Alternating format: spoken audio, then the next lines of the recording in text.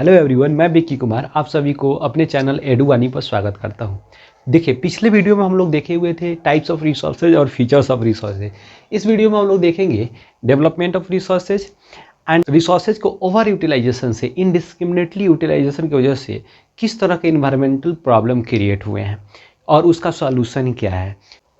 Development of resources. Resources are very important for human survival as well as maintaining of quality of life. मतलब resources हमारे लिए, हमारे life के survival के लिए बहुत ही इम्पॉर्टेंट है। अगर ये है तो आज हम इतना क्वालिटेटिव लाइफ जी रहे हैं। आज ये है, रिसोर्सेज की वजह से ही आज हम इतना स्टैंडर्ड लाइफ, लग्जरियस लाइफ और इतना ज़्यादा हम डिफरेंट टाइप के हम जो सर्विसेज घर पे बैठे बैठे प्रोवाइड हो जा रहा है हम लोगों को, पूरे देश दुनिया को देख रहे हैं घर पर बैठे बैठे, ये सब रिसोर्सेज की वजह से ही हो रहा है। आज घर पर बैठे बैठे आप पढ़ ले रहे हैं, हर जगह स्कूल, कोचिंग संस्थान सभी के सभी बंद है, फिर भी आप घर पर बैठे बैठे पढ़ ले रहे हैं। ये रिसोर्सेज की वजह से, रिसोर्सेज की अवेलेबिलिटी की वजह से। क्वालिटी ऑफ लाइफ का क्या मतलब है कि आज हम लोग इतना लग्जरियस लाइफ जी रहे हैं। आज हम लोगों को शुद्ध पानी मिल रहा है, प्योर वाटर मिल रहा है, आज हम लोगों को अच्छा से खाने को मिल रहा है, अच्छा पहनने को मिल रहा है। ये सभी चीज़ कैसे हुआ है? ये सब रिसोर्सेज की वजह से हुआ है। तो रिसोर्सेज हमारे लाइफ के क्वालिटी को मेंटेन करने के लिए भी बहुत ज़रूरी है। Human being assume that resources are free gift of nature and they are going to indiscriminately use them. जिसके वजह से क्या हो रहा है कि लोग क्या समझ लिए कि ये मौसा जी, फूफा जी के यहाँ से आया हुआ गिफ्ट है, ठीक है, और उसको क्या समझ ले रहे हैं एज अ गिफ्ट। जैसे घर पे कोई गिफ्ट आता है, तुरंत जैसे मन करे वैसे फाड़ फूड़ के यूज करना शुरू कर दिए। उसका वैल्यू कोई मतलब नहीं है, उसका इंपॉर्टेंस से कोई मतलब नहीं है।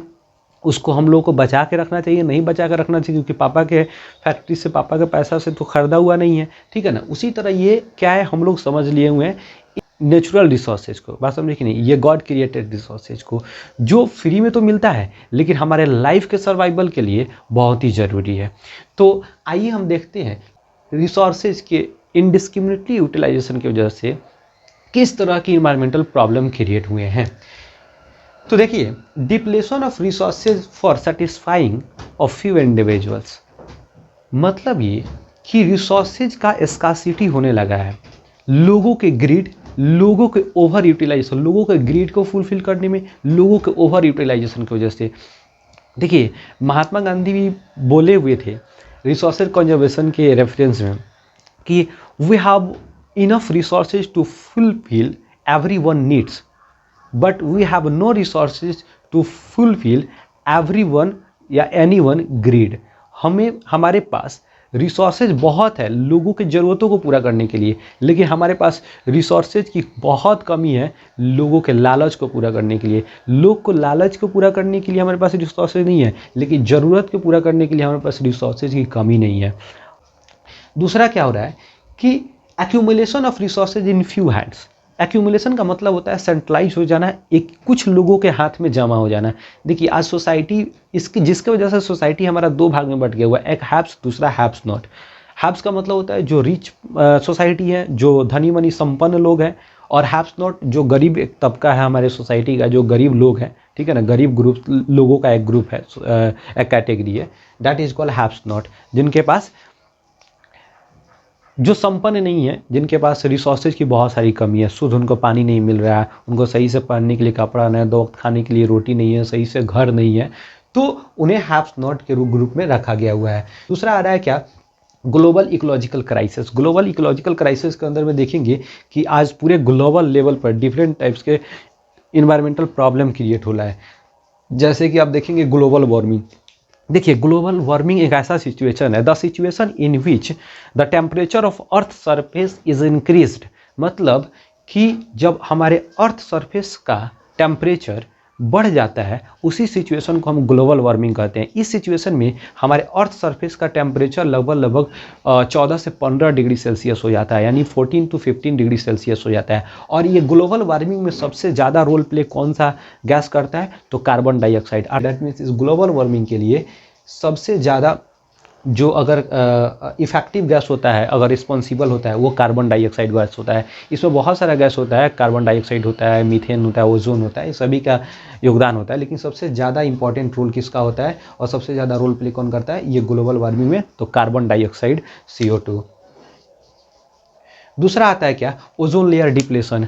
आज बार बार हम ओजोन लेयर के बारे में सुनते हैं। ये ओजोन लेयर जो है हमारे पूरे वायुमंडल को 5 लेयर में डिवाइड किया गया हुआ है। फर्स्ट वालों को हम लोग कहते हैं ट्रोपोस्फीयर, सेकंड वालों को स्ट्रेटोस्फीयर बोलते हैं, और इसी स्ट्रेटोस्फीयर में ही ओजोन लेयर पाया जाता है। ये ओजोन गैसों का एक क्या है, एक लेयर है, ठीक है ना, इसी को ओजोन लेयर कहते हैं। ओजोन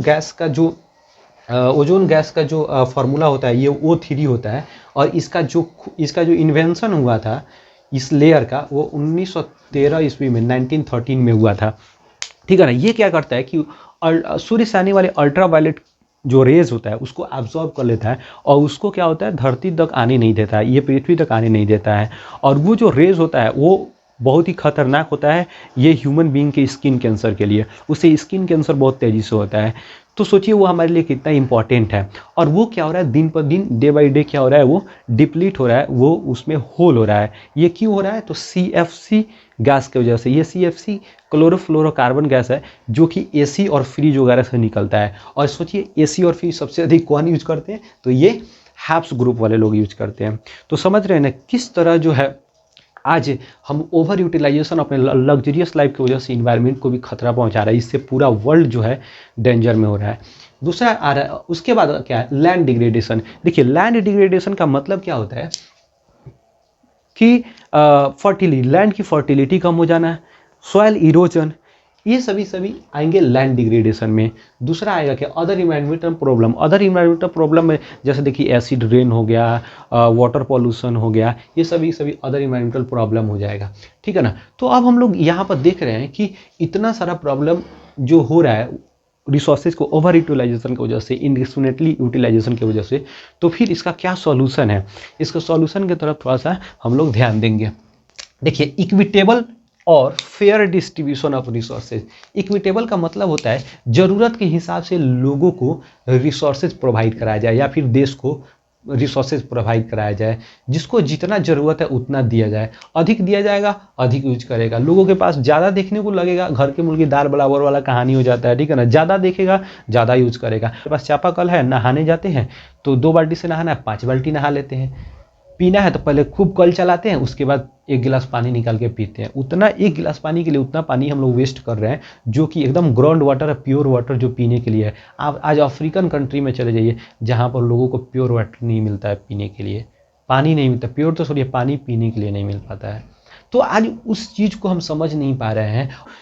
इस चीज़ को समझना बहुत ज़रूरी है। लोगों को जितना ज़रूरत है उतना मिले, उसको जुडिशियस यूज किया जाए। रिसोर्सेज प्लानिंग, देखिए जुडिशियस यूटिलाइजेशन ऑफ रिसोर्सेज ही जो है रिसोर्सेज प्लानिंग कहलाता है। मतलब जुडिशियस का मतलब होता है दिमाग से बुद्धि लगा के यूज करे, जहाँ जितना यूज करना है उतना ही यूज करे। सस्टेनेबल डेवलपमेंट, ये रिसोर्सेज प्लानिंग के अंदर ही सस्टेनेबल डेवलपमेंट पढ़ेंगे, आगे भी देखेंगे सस्टेनेबल डेवलपमेंट क्या होता है। पहले हम लोग सॉल्यूशन पर एक पॉइंट बाई पॉइंट ध्यान दे देते हैं। तो सस्टेनेबल डेवलपमेंट की वजह से दूसरा कर रहा है क्या, डेवलपमेंट ऑफ ह्यूमन रिसोर्सेज। देखिए ये बहुत ही, ये सभी में से बहुत ही इंपॉर्टेंट है ये डेवलपमेंट ऑफ ह्यूमन रिसोर्सेज।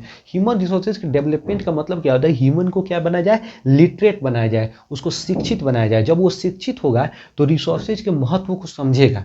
जब रिसोर्सेज के महत्व को समझेगा, सब कोई शिक्षित हो जाएंगे, सब कोई महत्व को समझ लेंगे, तो जाहिर सी बात है कि वो लोग उस चीज़ को सही ढंग से यूज करेंगे, सही ढंग से यूटिलाइज करेंगे, उसको बर्बाद नहीं करेंगे। लेकिन पढ़े लिखे नहीं रहेंगे, उसके महत्व को नहीं समझेंगे, तो आप कितना वो समझा दीजिए, ठीक है ना, वो समझने वाले नहीं है, ठीक है ना। वो जैसे मन में आएगा वैसा ही करेंगे। लेकिन पढ़े लिखे हो जाएंगे, उसके महत्व को समझेंगे, आने वाले जनरेशन में सोचेंगे कि हमारे आने वाले जनरेशन भी उसको यूज कर सकें, उनको कितना प्रॉब्लम होने वाला है, तो इन सभी चीज़ों को समझेंगे तो उस चीज़ को बचा के चलेंगे। जब बचा के चलेंगे तो हम लोग हर तरह के प्रॉब्लम पर बैलेंस कर सकते हैं, प्रॉब्लम को बैलेंस कर सकते हैं। तो हम लोगों ने देखा कि किस तरह का ओवर यूटिलाइजेशन की वजह से प्रॉब्लम क्रिएट हुआ, इन्वायरमेंटल डिफरेंट टाइप्स की इन्वायरमेंटल प्रॉब्लम क्रिएट हुए। अब ये क्या हुआ, एक वर्ल्ड लेवल का कंसर्न हो गया, पूरे वर्ल्ड लेवल के लिए जो है एक चिंता का विषय हो गया। तो क्या हुआ, वर्ल्ड लेवल पे डिफरेंट कॉन्फ्रेंसेस किए गए, ठीक है, जिसके लिए 1968 में क्लब ऑफ रोम, जो इटली का कैपिटल है रोम, ठीक है ना, और ये इटली यूरोप कॉन्टिनेंट में पड़ता है, यहाँ पर एक कॉन्फ्रेंस रखा गया। इस कॉन्फ्रेंस को पढ़ने का मेरा मेन मकसद ये है, क्योंकि एनसीईआरटी में ये नहीं दिया हुआ है, लेकिन इसी में सर्वप्रथम फर्स्ट टाइम में जुडिशियस यूटिलाइजेशन ऑफ रिसोर्सेज का बात किया गया हुआ था, ठीक है ना। बाकी कुछ इसमें ज़्यादा नहीं है। 1972 में देखेंगे 1972 ईस्वी में United nation conference on the human environment, और इसको स्टॉकहोम कॉन्फ्रेंस भी कहते हैं। स्टॉकहोम कॉन्फ्रेंस इसलिए कहते हैं क्योंकि ये स्टॉकहोम में कॉन्फ्रेंस ये हुआ था, ये कमीशन बैठा हुआ था। ये स्टॉकहोम कहाँ पड़ता है, तो ये स्वीडन का क्या है, कैपिटल है। ये स्वीडन कहाँ पे है, ये भी अमेरिका यूरोप में, नॉर्दर्न यूरोप में पड़ता है, और वहीं पे ये कॉन्फ्रेंस हुआ था, इसीलिए इसको हम लोग स्टॉकहोम कॉन्फ्रेंस भी कहते हैं। इसमें 26 प्रिंसिपल को डिक्लेयर किया गया इन्वायरमेंटल प्रॉब्लम से रिलेटेड, कि किस तरह उसको बचाया जाए, कैसे इसको कम किया जा सके। और ये जो मतलब कॉन्फ्रेंस चला हुआ था 5 जून से 16 जून, अर्थात 5 जून से 16 जून के बीच में चला हुआ था 1972 ईस्वी में, ठीक है ना। और यहीं से वर्ल्ड इन्वायरमेंटल डे भी सेलिब्रेट किया जाता है, लेकिन 1972 से सेलिब्रेट नहीं किया जाता है। वो वर्ल्ड इन्वायरमेंटल डे जो सेलिब्रेट किया जाता है एवरी ईयर 5 जून को सेलिब्रेट किया जाता है, और फर्स्ट बार कब सेलिब्रेट किया गया था, 1974 में। और आपको याद है 1974 में एक और भी बुक जिसको हम स्मॉल इज़ ब्यूटीफुल कहते हैं, स्मॉल इज़ ब्यूटीफुल के नाम से एक बुक पब्लिश हुआ जो सुमशेर के द्वारा लिखा गया था।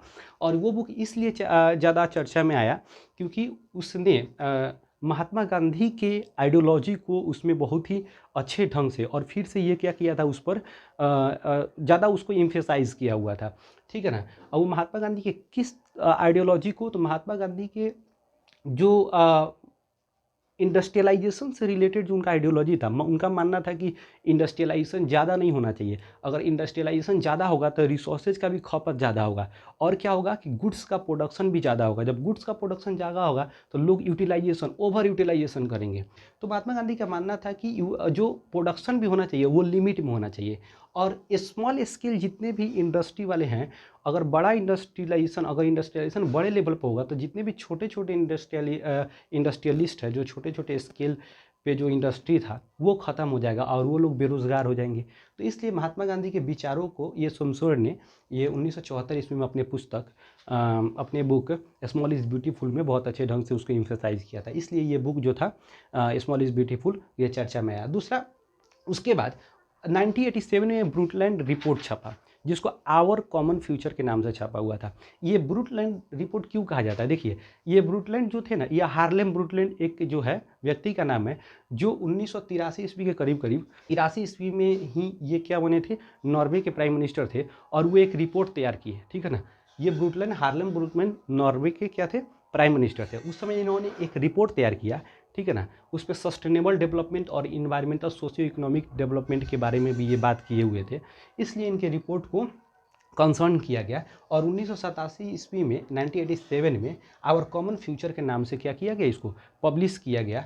इसलिए 1987 ब्रुटलैंड रिपोर्ट जो है बहुत ही ज़्यादा इंपॉर्टेंट माना जाता है। और आपको पता है कि ये जो है ब्रुटलैंड कहाँ के थे, नॉर्वे के थे, और ये नॉर्वे का कैपिटल कहाँ है, ओस्लो है। ये नॉर्वे कहाँ पे पड़ता है, वो यूरोप कॉन्टिनेंट में पड़ता है, ठीक है।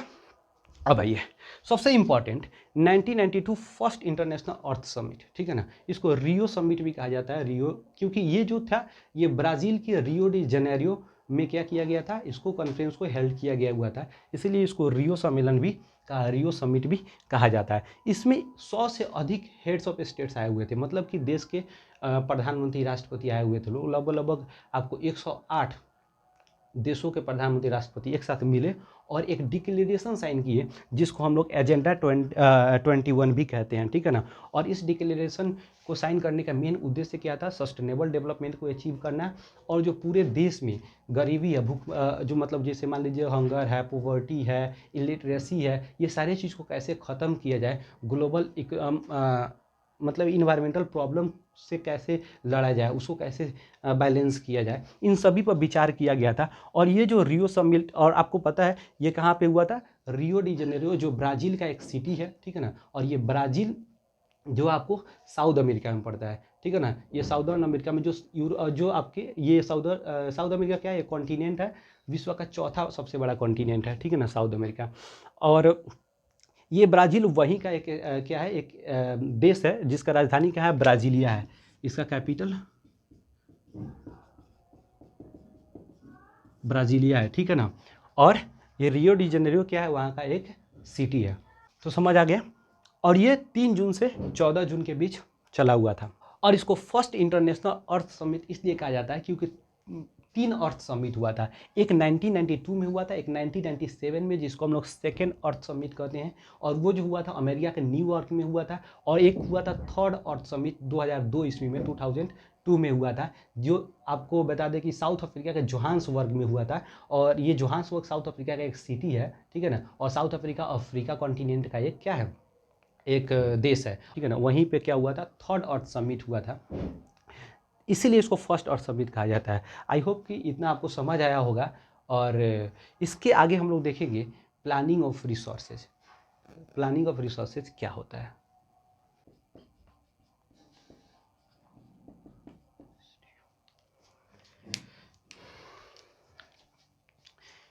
तो हम इसके पहले देखिए different conferences environmental problem and socio economic development को लेकर के हुआ था पूरे वर्ल्ड लेवल पर। तो उसमें हम 1992 में देखे थे एजेंडा 21, जो कि UNCED के द्वारा तैयार किया गया हुआ था, ठीक है। तो अब क्या ऑब्जेक्टिव्स क्या था एजेंडा 21 का, ठीक है। तो यहाँ पर इसके कुछ ऑब्जेक्टिव्स है, उसको हम लोग देखेंगे। Eliminate environmental damage, poverty, illiteracy, disease, hunger and hunger on world level. देखिए एजेंडा 21 का सबसे बड़ा जो ऑब्जेक्टिव था वो क्या था कि वर्ल्ड लेवल पर जो पॉवर्टी है या इन्वायरमेंटल प्रॉब्लम है, हंगरनेस है, इलिटरेसी है, ये सभी को क्या किया जाए, ख़त्म किया जाए। सेकेंड है achieving sustainable development. Sustainable development को अचीव करना है। सस्टेनेबल डेवलपमेंट क्या होता है आगे हम बता रहे हैं आपको, ठीक है ना। नेक्स्ट होता है क्या, local government should draw its own local agenda 21। मतलब क्या कि लोकल गवर्नमेंट है, लोकल गवर्नमेंट का मतलब यहाँ स्टेट्स। अब वर्ल्ड लेवल के लोकल स्टेट्स ही होंगे, और कंट्री लेवल का लोकल जो हमारा मुखिया उखिया ये जो होता है पंचायत वगैरह हो जाता है, लेकिन यहाँ लोकल का मतलब स्टेट। तो स्टेट गवर्नमेंट्स जो है खुद अपना जो है लोकल एजेंडा बनाए, ताकि उसको वहाँ पर क्या चीज़ कमी है और उसको किस किस चीज़ को पूरा करना है और किस तरह का प्रॉब्लम वहाँ पर है, वो खुद अपना एजेंडा बनाए और उसको फुलफिल करे और उसको अपना सही ढंग से कंडक्ट करे। उसके बाद आता है सस्टेनेबल डेवलपमेंट क्या होता है। देखिए सस्टेनेबल डेवलपमेंट क्या होता है, मतलब कि इम्प्रूवमेंट, कुछ बेटरमेंट, बात समझे कि नहीं। The process of betterment is called development. कुछ बेटरमेंट करेंगे, कुछ हम बेटर करेंगे किसी पहले की अपेक्षा किसी चीज़ में, उसमें कुछ इंप्रूवमेंट लाएंगे, उसे कहेंगे डेवलपमेंट, ठीक है ना।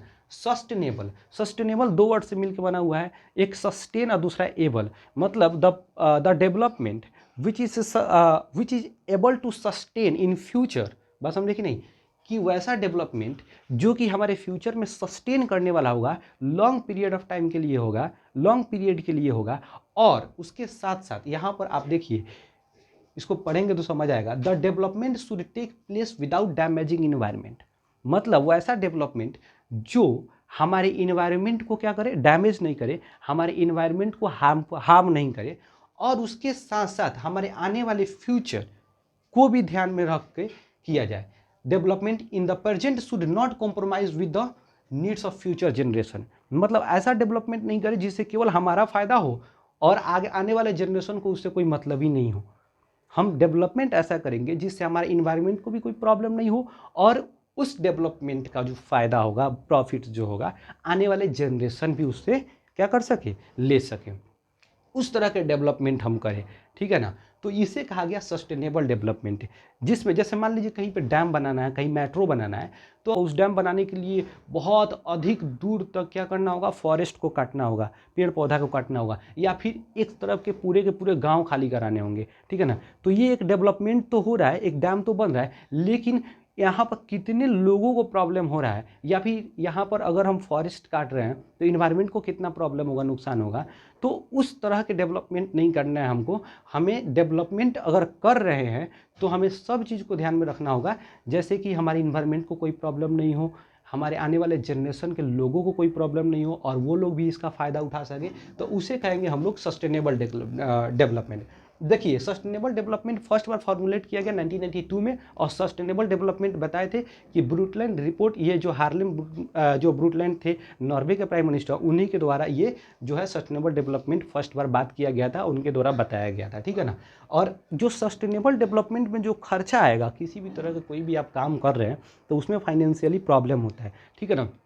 उसको फिनांस कौन करेगा, उसके लिए पैसा चाहिए। तो उसके लिए क्या किया गया, ग्लोबल इकोनॉमिक फंड, एक इन्वायरमेंट फंड बनाया गया, ठीक है ना। ये ग्लोबल इन्वायरमेंट फंड का काम क्या रहेगा कि जितने भी सस्टेनेबल डेवलपमेंट पर काम कर रहे हैं देश होंगे, उनको क्या करेगा, ये ग्रांट करेगा। ग्रांट का मतलब होता है पैसा देगा, जिससे कि वो और अच्छे ढंग से, ठीक है ना, उस चीज़ पर काम कर सके। तो ये है आपका क्या, sustainable development and objectives of agenda 21। अब हम लोग देखेंगे कि रिसोर्सेज प्लानिंग क्या होता है, ठीक है।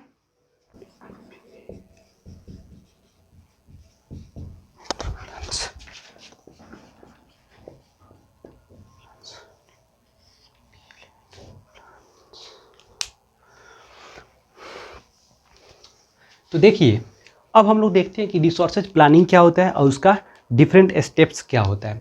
देखिए, resources planning, judicious utilisation of resources is called resource planning. देखिए, रिसोर्स प्लानिंग मतलब ये कि हम किसी भी रिसोर्स को दिमाग से, बुद्धि मतलब विवेकपूर्ण, ज्यूडिशियसली यूज करें। जहाँ हमको ज़रूरत है वहाँ यूज करें, जहाँ ज़रूरत नहीं है वहाँ पर हम बचाएं। जैसे मान लीजिए कोई नॉन रिन्यूएबल रिसोर्सेज है, ठीक है ना, तो वो देख रहे हैं कि ये क्या है, एक इसका स्टॉक क्या है, लिमिटेड है, इसको हमको बचा के रखना होगा, ठीक है। तो अब हम क्या करेंगे, उसके जगह पर कोई दूसरा ऑप्शन ढूंढेंगे जिससे हमारा काम चल जाए, ठीक है ना। तो इसे कहेंगे ज्यूडिशियस यूटिलाइजेशन। तो ज्यूडिशियस यूटिलाइजेशन ऑफ रिसोर्सेज ही जो होगा वो क्या होगा, रिसोर्सेज प्लानिंग होगा। फिर कह रहा है क्या, India followed resources planning from first 5 year plan. India जो है रिसोर्सेज प्लानिंग अपने फर्स्ट 5 ईयर प्लान से ही ये कर रहा है, बात समझे कि नहीं, फॉलो कर रहा है। ये फर्स्ट 5 ईयर प्लान मतलब 1951 से 1956 तक जो 5 ईयर प्लान चला हुआ था इंडियन गवर्नमेंट के द्वारा, हर वर्ष जो लाया जाता है उसे ही जो है 5 ईयर प्लान कहा जाता है। वो जो है फर्स्ट 5 ईयर प्लान 1951 56 के बीच चला हुआ था, ठीक है ना। तो अब देखिए, steps and process of resources planning.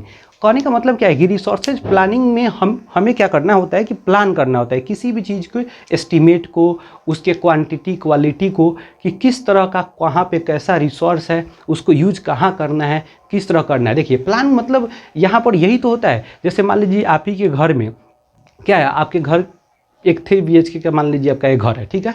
वहाँ पर आप रहते हैं, आपके एक भाई, आपके एक और भाई, 2 भाई, आप, मम्मी पापा, एक दादा दादी, सब कोई रहते हैं आराम से 3 BHK के रूम में मज़े से रह रहे हैं, ठीक है। कभी क्या होता है, आपके घर में पूजा होता है, ठीक है, तो आप अपने रिश्तेदार की एक जगह, मान लीजिए आप अपने मौसा जी के और फूफा जी को इनवाइट करते हैं, पूजा पे आते हैं। वो लोग भी क्या है, एक मौसा जी मौसी जी, उनका एक बेटा बेटी, फिर फूफा जी और फुआ जी हैं, बुआ जी, और उनका एक बेटा बेटी, 4 आदमी 8 आदमी आ जा रहा है आपके घर पर। आपके पास तो रूम उतना ही है, घर उतना ही है, तो उन लोगों का भी व्यवस्था यहीं पे करना है, सोने का भी, खाने का भी, हर चीज़ का व्यवस्था करना है, ठीक है ना। ऐसा तो नहीं है कि आप फ़ोन कर दीजिएगा, अच्छा मौसा जी आज पूजा है, आइएगा घर पर, अपना बेड उड लेते आइएगा, फूफा जी आइएगा, अपना बेड उड लेते आइएगा, यहाँ पर पूजा है, ठीक है ना। वो भी कहेगा ससुरा हम तीर्थ यात्रा पर जा रहे हैं, कि तुम्हारे हम घर पर मेहमान के रूप में आ रहे हैं, कि हम अपना पूरा बोरिया बिस्तर बेड उड लेते आएंगे। ऐसा तो कर नहीं सकते हैं हम लोग, ठीक है ना। तो क्या होगा कि हम वहाँ पर, वो लोग अगर ज़्यादा लोग आ जाता है तो हमारे पास जगह उतना ही है, हम लोग वहाँ पे क्या करते हैं, प्लान बनाते हैं। अच्छा चलो कोई जगह ढूंढते हैं जहाँ पे क्या होता है, लोग फर्श पे भी बेड बिछा करके क्या होता है, बिस्तर लगा करके लोग सो जाता है। या फिर क्या करते हैं हम लोग वहाँ पर एक प्लान बनाते हैं, अच्छा चलो पूरे लेडीज़ लोग एक रूम में, पूरे जेंट्स लोग एक रूम में, और बाकी जितना बच्चा पार्टी है सब एक रूम में सो जाएगा। इस तरह भी काम हो जाता है। तो दैट इज़ कॉल्ड प्लानिंग। ये प्लान के द्वारा क्या होता है, हमारे पास रिसोर्सेज उतना ही है, काम चलाना सब किसी को है। ऐसा नहीं कि जो लोग मेहमान है उसको बाहर निकाल दो, चलो चलो जाओ जाओ हो गया पूजा, आप जाओ अपने घर जाओ, ठीक है ना। ऐसा नहीं कर सकते।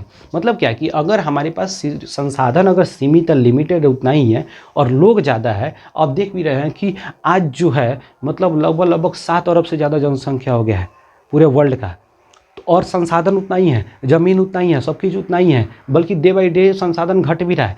तो हमें जब तक प्लानिंग नहीं करेंगे तो उस चीज़ का फ़ायदा पूरा जनरेशन नहीं उठा सकता है हमारा, और आने वाला जनरेशन भी मतलब उसका बेनिफिट्स नहीं उठा पाएंगे। तो फिर क्या होगा, पूरे वर्ल्ड में एक बहुत बड़ा क्राइसिस हो जाएगा रिसोर्सेज का, और डेवलपमेंट रुक जाएगा, ठीक है।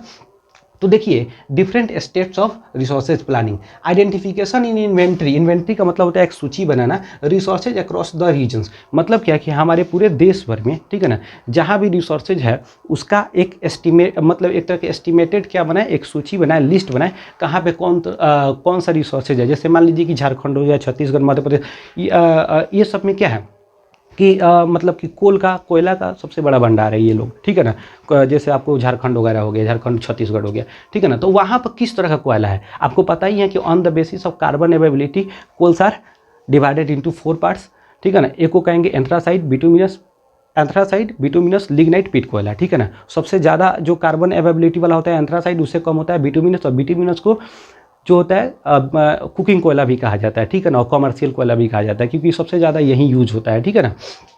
तो यहाँ पर हम लोग उस तरह के क्वालिटी और क्वांटिटी के आधार पर क्या करेंगे, एक एस्टिमेशन बनाएंगे, ठीक है ना, और उसका एक सूची बनाएंगे, और तब उसके बाद उसकी यूटिलाइजेशन का प्रोग्राम होगा। बस समझे कि नहीं, कहाँ पर अब उसका सब चीज़ पता चल जाएगा, हमारे पास सामने होगा, तो उसको कैसे यूज करना है ये ज़्यादा आसान हो जाएगा। दूसरा क्या होता है, planning for resources development. Resources development का भी प्लान करना होगा। जैसे मान लीजिए अभी हम लोग बात किए थे पोटेंशियल रिसोर्सेज का भी, पोटेंशियल रिसोर्सेज, रिजर्व रिसोर्सेज, ये सब बात किए हुए थे कि हमारे पास कुछ ही टेक्नोलॉजी की कमी है, अगर उसको डेवलप कर ले रहा है तो उसके जगह पर एनर्जी के रूप में solar energy, wind energy, tidal energy, ये सब का यूज हम लोग कर सकते हैं। तो क्या होगा, नॉन रिन्यूएबल रिसोर्सेज जो हैं वो हम बचा सकते हैं उसको आने वाले समय में यूज करने के लिए, ठीक है ना, और जब ज़्यादा इमरजेंसी हो उसमें यूज करने के लिए।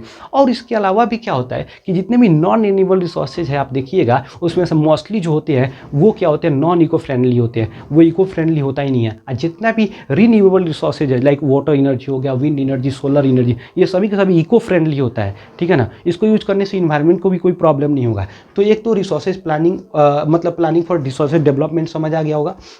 Matching the resources development plans with the overall national development plans, कि हम जो भी प्लान कर रहे हैं रिसोर्सेज डेवलपमेंट के लिए कर रहे हैं, या फिर हम किसी भी तरह के रिसोर्सेज की यूटिलाइजेशन की कर रहे हैं, सस्टेनेबल डेवलपमेंट कुछ भी जो कर रहे हैं, सस्टेनेबल डेवलपमेंट भी इसी के अंदर ही ना आएगा, ठीक है ना। तो ये सभी जो हम प्लान कर रहे हैं, ये सभी प्लान जो है कहीं ना कहीं हमारे देश के डेवलपमेंट के लिए भी होना चाहिए। ऐसा नहीं कि हम कोई भी प्लान करें, किसी भी तरह का हम प्लान को एग्जीक्यूट करें और वो हमारे नेशन के डेवलपमेंट के लिए ही नहीं हो, हमारे इकोनॉमी को कहीं ना कहीं हार्म कर जाए, बात समझे कि नहीं। तो हमारी इकोनॉमिक डेवलपमेंट के लिए भी होना चाहिए। तो ये सभी चीज़, ये था आपका 3 स्टेप्स ऑफ रिसोर्सेज प्लानिंग और ये रिसोर्सेज प्लानिंग, ठीक है ना। तो अब हम आगे देखते हैं why resources planning is too necessary, हमको रिसोर्सेज प्लानिंग की क्यों ज़रूरत पड़ा है हम लोगों को, ठीक है ना। आइए देखते हैं।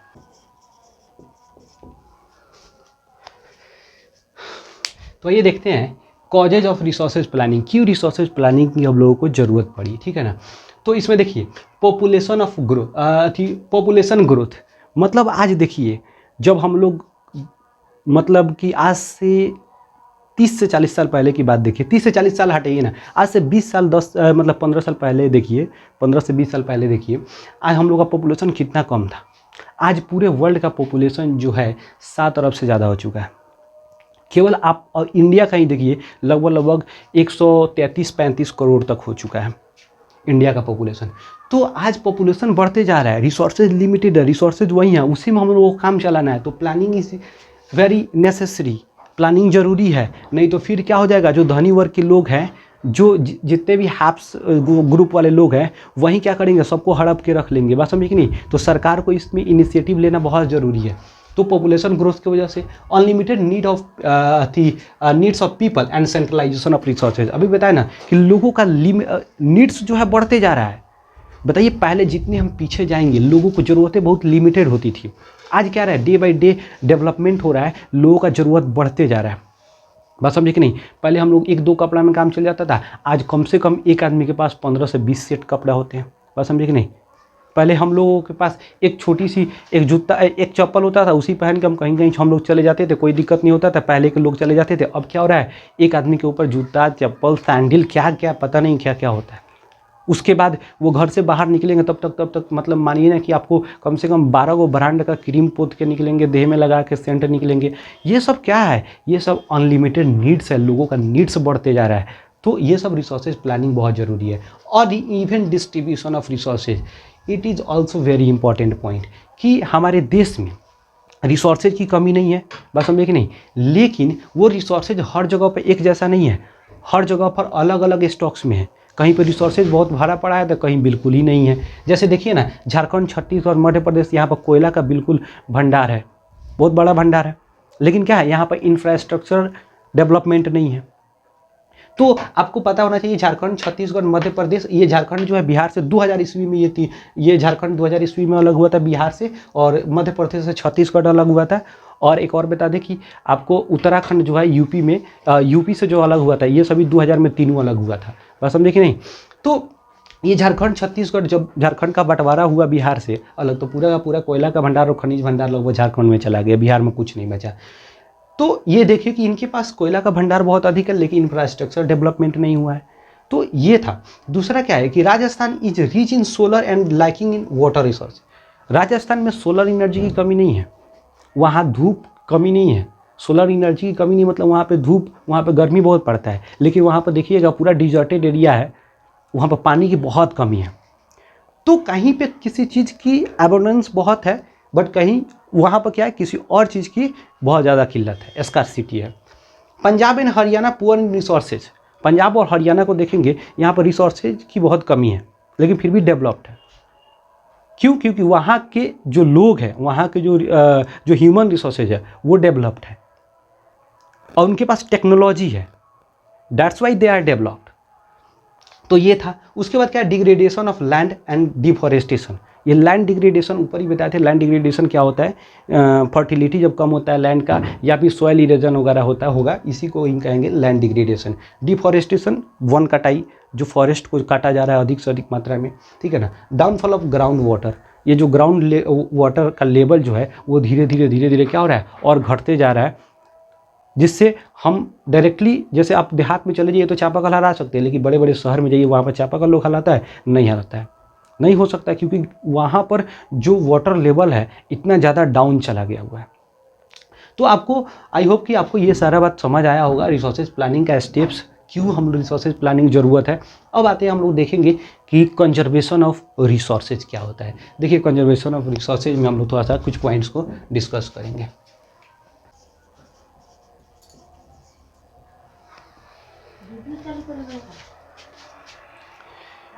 तो अब देखिए यहाँ पर कंजर्वेशन ऑफ रिसोर्सेज, इसमें देखेंगे judicious utilisation and planning of natural resources is called conservation of resources. मतलब क्या कि कंजर्वेशन का मतलब होता है रिसोर्सेज को बचाना, कैसे रिसोर्सेज को बचाया जाए, क्योंकि रिसोर्सेज हमारे आने वाले पीढ़ी के लिए, हमारे सिविलाइजेशन के लिए, हमारे देश की उन्नति डेवलपमेंट के लिए बहुत ज़रूरी है। अगर रिसोर्सेज नहीं होगा तो क्या होगा, देश का डेवलपमेंट नहीं होगा, अपना डेवलपमेंट नहीं होगा, फिर हम पिछड़े रह जाएंगे। तो इसको बचाना बहुत ज़रूरी है।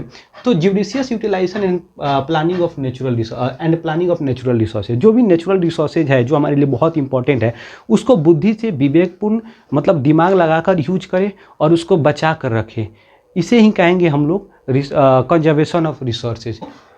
इरेशनल हम लोग देखेंगे, irrational consumption and over utilisation of resources create socio economic and different environmental problems.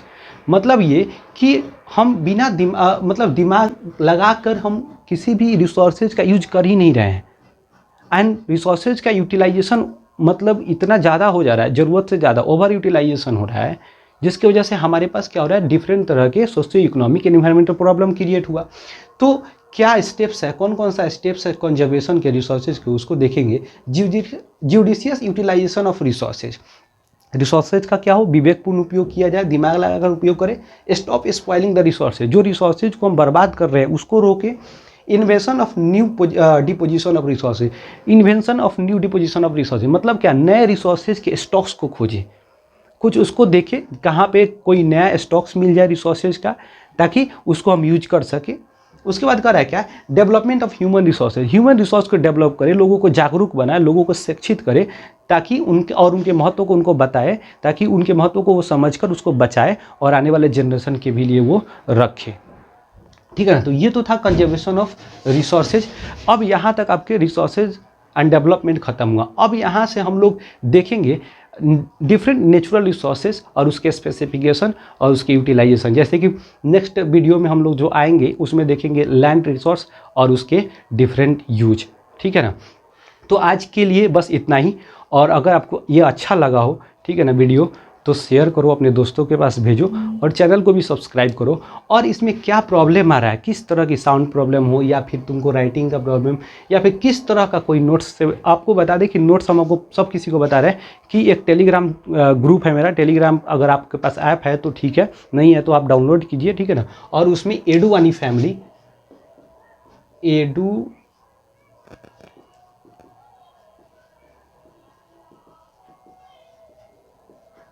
Family, एडुवानी family के नाम से एक मेरा टेलीग्राम ग्रुप है, उसमें सारे नोट्स अब डाल दिए जाएंगे इसका, एंड उसमें सभी के सभी नोट्स तुमको मिल जाएगा, ठीक है ना। और उसका पूरा का पूरा ओवरव्यू आपको इस वीडियो देखेंगे तो पता चल ही जाएगा, समझ आ जाएगा।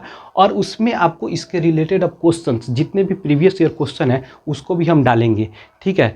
तो प्लीज़ आप सब कोई जा करके उसको देखिए, वीडियो को अच्छे से देखिए, ठीक है ना। और जा करके आप नोट्स को डाउनलोड कीजिए, उसको नोट डाउन कीजिए, और जो क्वेश्चंस है उसको प्रैक्टिस कीजिए। ऑब्जेक्टिव क्वेश्चंस भी मिल जाएंगे उसमें, आपको उसका नोट्स मिल जाएगा, सभी मिल जाएंगे, ठीक है ना। तो आज के लिए बस इतना ही।